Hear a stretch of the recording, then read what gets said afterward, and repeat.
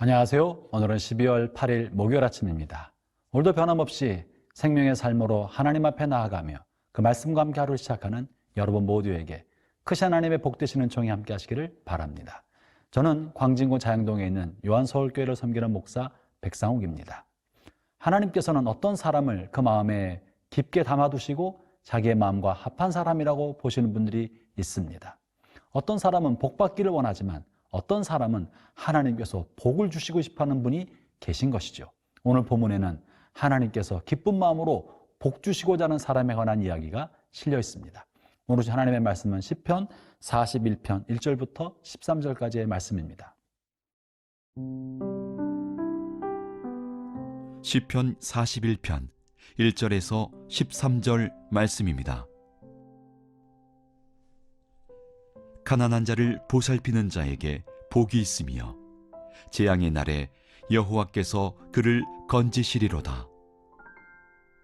여호와께서 그를 지키사 살게 하시리니 그가 이 세상에서 복을 받을 것이라. 주여 그를 그 원수들의 뜻에 맡기지 마소서. 여호와께서 그를 병상에서 붙드시고 그가 누워있을 때마다 그의 병을 고쳐주시나이다. 내가 말하기를 여호와여 내게 은혜를 베푸소서. 내가 주께 범죄하였사오니 나를 고치소서 하였나이다. 나의 원수가 내게 대하여 악담하기를 그가 어느 때나 죽고 그의 이름이 언제나 없어질까 하며 나를 보러 와서는 거짓을 말하고 그의 중심에 악을 쌓았다가 나가서는 이를 널리 선포하오며 나를 미워하는 자가 다 하나같이 내게 대하여 수군거리고 나를 해하려고 꾀하며 이르기를 악한 병이 그에게 들었으니 이제 그가 눕고 다시 일어나지 못하리라 하오며 내가 신뢰하여 내 떡을 나눠 먹던 나의 가까운 친구도 나를 대적하여 그의 발꿈치를 들었나이다. 그러하오나 주 여호와여 내게 은혜를 베푸시고 나를 일으키사 내가 그들에게 보응하게 하소서. 이로써 내 원수가 나를 이기지 못하오니 주께서 나를 기뻐하시는 줄을 내가 알았나이다. 주께서 나를 온전한 중에 붙드시고 영원히 주 앞에 세우시나이다. 이스라엘의 하나님 여호와를 영원부터 영원까지 송축할지로다. 아멘, 아멘. 시편 41편은 시편 1권의 마지막 책입니다. 시편 1권은 1편부터 41편까지 되어 있는데요. 놀랍게도 1편과 41편은 한 짝을 이루고 있습니다. 1편에서 언급하고 있는 내용이 41편에서도 중요한 단어로 반복돼서 언급되어 있는데요. 그것은 바로 복 있는 사람이라는 말입니다. 제가 본문 1절을 읽어보겠습니다. 가난한 자를 보살피는 자에게 복이 있으며 재앙의 날에 여호와께서 그를 건지시리로다. 가난한 자를 보살피는 사람이 복 있는 사람이라고 말하고 있는 것입니다. 시편 1편에서는 악인의 꾀를 쫓지 않는 사람이 복 있는 사람이라고 말하는데 시편 41편에서는 가난한 자를 보살피는 사람이 복 있는 사람이라고 말합니다. 여러분이요, 악인의 꾀를 쫓지 아니하고 하나님의 말씀을 죄로 묵상하는 사람과 가난한 사람을 돌보는 사람이 어떻게 같은 사람이겠습니까? 그러나 성경은 이것이 짝을 이루어 같은 유의 사람이라고 보고 있는 것이죠. 그것은 무엇을 의미합니까? 하나님의 말씀을 묵상하는 삶이 결국은 악인의 길을 따르지 않는 것이고 악인의 길을 따르지 않는 것이 자신의 욕심대로 살지 않고 자기에게 주신 은총과 혜택을 가난한 사람에게 나누는 삶을 사는 사람이라는 것입니다. 그러므로 말씀을 묵상하는 것과 말씀을 실천하고 순종하는 것은 다른 것이 아니라 하나의 짝인 것입니다. 그것이 바로 복 있는 사람의 삶의 모습인 것이죠. 오늘 시편 41편에서는 이처럼 가난한 사람을 보살피는 사람을 하나님께서 귀히 여기시고 이와 같은 사람에게 복 주시기를 원하신다고 하시는 것입니다. 2절을 제가 읽어보겠습니다.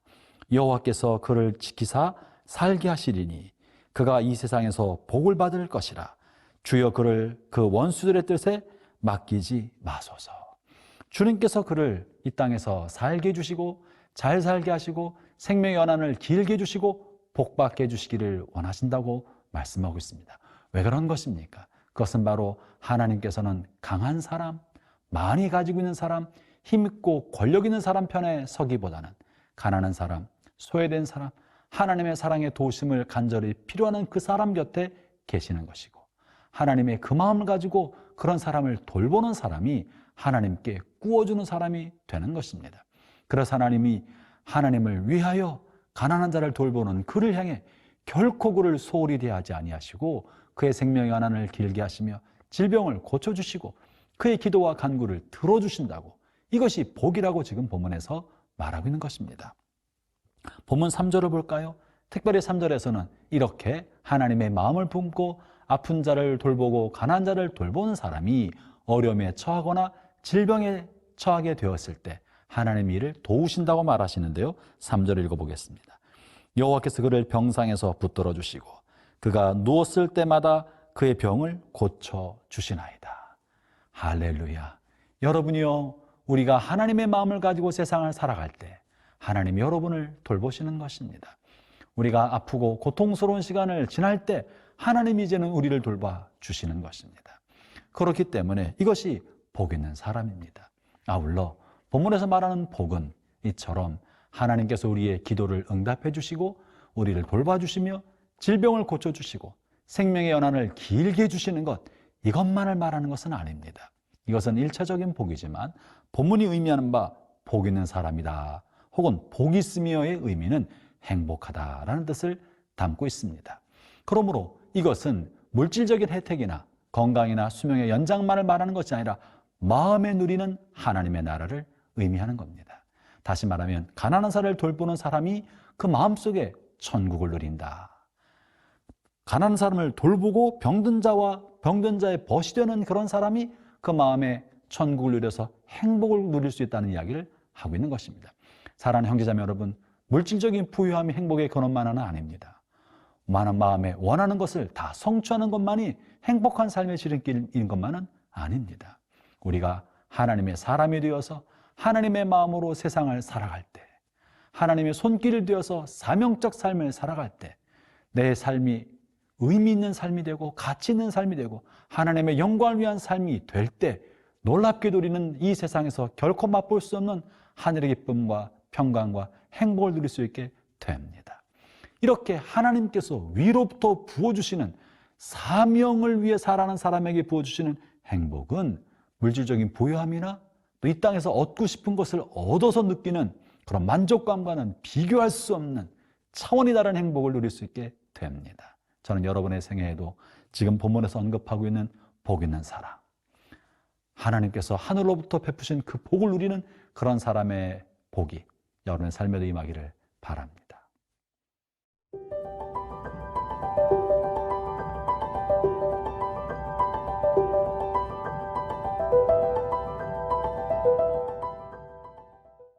이제 다윗은 가난한 사람을 돌봐주는 사람을 하나님께서 돌봐주시듯이 자신을 돌봐달라고 하나님께 호소하고 싶은 것 같습니다.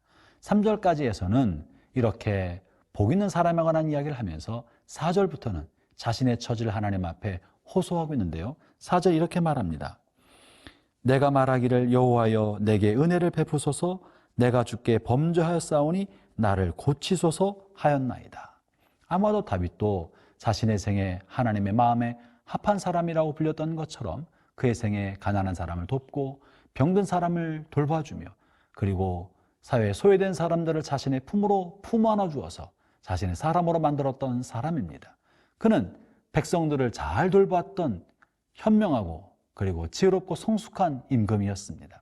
그럼에도 불구하고 하나님 앞에 참아 하나님이여 내가 가난한 사람을 이렇게 돌봤으니 저를 이렇게 해주십시오라고 하나님 앞에 요구하는 것처럼 말하지 못합니다.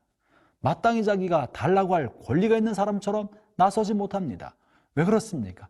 그것은 자신의 삶을 살펴보니까 내가 비록 이러이런 일을 삶을 살아왔어도 내게 숨은 죄악이 많다는 것을 깨닫게 된 것이에요. 질병의 터널을 지나면서 자기를 성찰할 때 자기 안에 감추인 죄악이 많다는 것을 발견하고 차마 하나님 앞에 주장하는 말을 하지 못하고 주여 나를 불쌍히 여겨 주십시오, 다만 나를 불쌍히 여겨달라고 고백하고 있는 것입니다. 그것이 바로 4절입니다. 내가 주께 범죄하였사오니 나를 고치소서. 사랑하는 형제자매 여러분, 다윗은 이렇게 사람들 앞에 시를 써서 자기가 부끄러운 죄를 지은 사람이라고 고백하고 있는 거예요. 그리고 내 이 질병이 어쩌면 나의 잘못 때문에 생겼는지도 모른다고 공개적으로 시인하고 있는 셈입니다.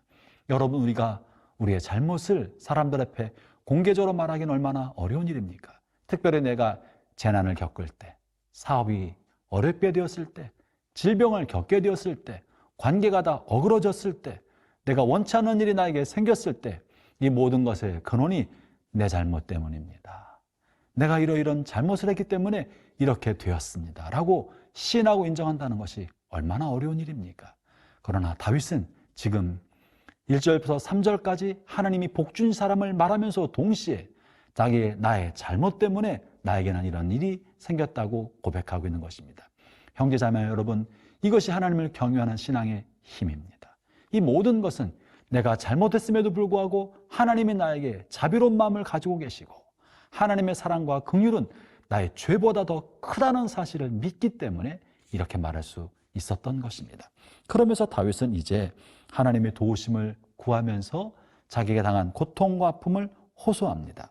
그리고 이것이 자신의 질병에 관한 이야기인데 8절에 보면 다윗이 병들었다는 사실을 또한 발견하게 되는데요. 이렇게 말합니다. 이르기를 악한 병이 그에게 들었으니 이제 그가 눕고 다시 일어나지 못하리라 하오며. 다윗이 병들었다는 것을 말해주고 있지 않습니까? 본문에서는 우리가 재미있는 사실을 발견하게 되는데 이런 말이 사실인지 혹은 다윗이 착각하고 있는지 정확히 할 길은 없습니다.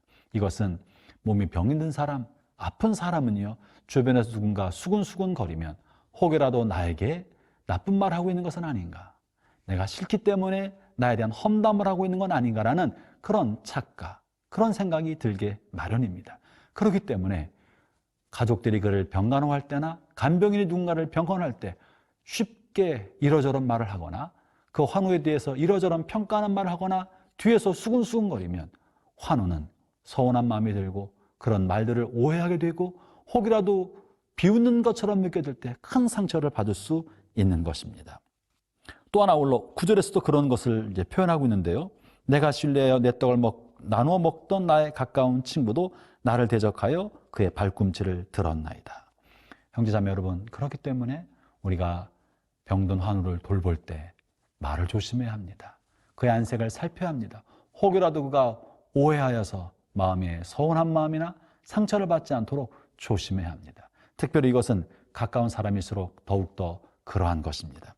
본문 9절에서도 나의 가까운 친구가 나를 대적했다고 말하고 있지 않습니까? 물론 이 9절에 있는 말은 예수님을 통하여 성취될 예언이요, 예수님을 향해서 예수님이 이런 일을 당할 것을 예언적으로 말하는 것이지만 우리가 환우를 생각할 때도 그러하다는 사실을 염두에 두어야 할 것입니다. 사랑하는 형제자매 여러분, 여러분의 삶이 어떠합니까? 다윗처럼 고난의 터널을 지날 때 우리 자신을 돌아보며 변함없는 하나님의 사랑과 그 은혜를 신뢰하여 우리 약함을 고백하고 부끄러움을 아뢰면서 하나님의 은혜를 구하는 기회로 삼기를 바랍니다. 그러면 오늘 경험하는 고통과 아픔과 재난은 변하여 하나님을 만나는 축복의 통로가 되고 우리를 변화시키는, 우리의 삶을 새롭게 하시는 역전의 하나님이 역사하시는 하나님의 은혜장이 될 것입니다. 오늘도 변함없는 하나님의 은혜가 여러분의 삶에 구석구석 함께 하시기를 축원합니다.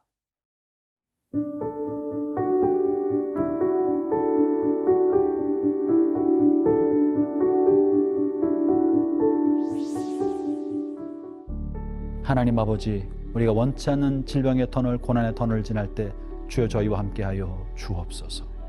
오 하나님, 우리가 원치 않은 재난의 한복판에 있을 때 하나님의 도우시는 손길을 경험하게 하여 주옵소서.